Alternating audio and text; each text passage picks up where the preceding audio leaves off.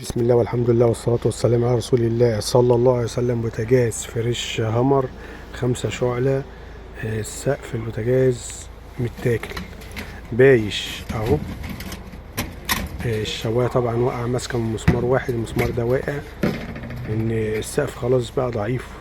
ادي المسمار التاني يا دوبك ماسك ايه على شعرة. اول حاجة بخلع الباب، في علقتين كده بعمله وبرفع الباب من ورا كده لقدام، هيطلع معايا بكل سهوله. تمام. السقف ده بيتعمل عموله، هقول لكم على مقاساته ان شاء الله. المقاس دوت البوتاجاز ده 80، فالسقف دوت بيبقى 63 في 45 لجوه، والتانية اللي قدام ديت 4 في سنتي، وتانيتين من الجناب كل واحده 4 سنتي زي علبه، لكن من ورا ما اقفلش عشان في فتحه المدخنه ما ينفعش اقفلها. ادينا ركبته اهوت. طالما المقاسات صح ركب. انا بخرم السقف ده بره، عشان لما اخرمه في السقف القديم بيبقى سهل معايا ايه في الشنيور يعني. ادي الخرام اهي اللي بوريها لكم. طبعا هوريكم بس خرم وشنيور واحد، تمام، عشان ما اطولش عليكم في الفيديو. بس اديني مخرمه بره الخرام بتاعته اهيت. ده زي مربع ناقص او مستطيل ناقص ضلع اللي هو من ناحيه المدخنه ما قفلهوش. ادي خرم اهو للشنيور، خرم واحد كده اهوت، وبقيه الخرم كلها بخرمها وبربطها بمسامير زي ما هو في مكانه. وده اوفر حاجه واوفر سقف ومحمل. يعني ممكن صاحب البوتاجاز هو يعمله، لو عنده شنيور يجيب شنيور وبنطه، والبنطه دي يجيب عليها مسامير او يركبه، ياخد مقاساته ويعمله في تنايه ويجي يركبه على طول.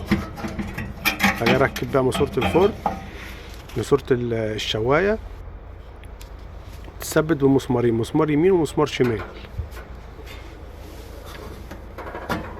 شغلانه بسيطه جدا. انا ممكن بقول كده عشان شغلتي ماشيه، بس لو حد مسك الفيديو وطبقه هيبقى سهل بالنسبه له خالص. اديني علقت الشوايه وجربتها اهوت اهو كده. راجع السقف جديد تاني. بوتاجاز هامر 5 شعل. لو حد عنده اي استفسار يكتب لي في التعليق او يكلمني في التليفون او على الواتس، اي وسيله يعني، وان شاء الله اجاوب عليه. والسلام عليكم ورحمه الله وبركاته. اهو ادي المقاس 45 اهوت من جوه لبره. دي 4 سنتي نزول، هوريكم بيبات في الشفه من جوه دي. وهنا 4 سنتي، الجناب كلها 4 سنتي الا اللي ورا. اللي ورا ما ينفعش تتقفل عشان المدخنه. الجناب كلها 4 سنتي قدام، وفي الجناب 4 سنتي. في سنتي تاني بقى اهو، ده مهم دوت، عشان صهد الشوايه بيعمل له زي مصد، زي حاجز كده.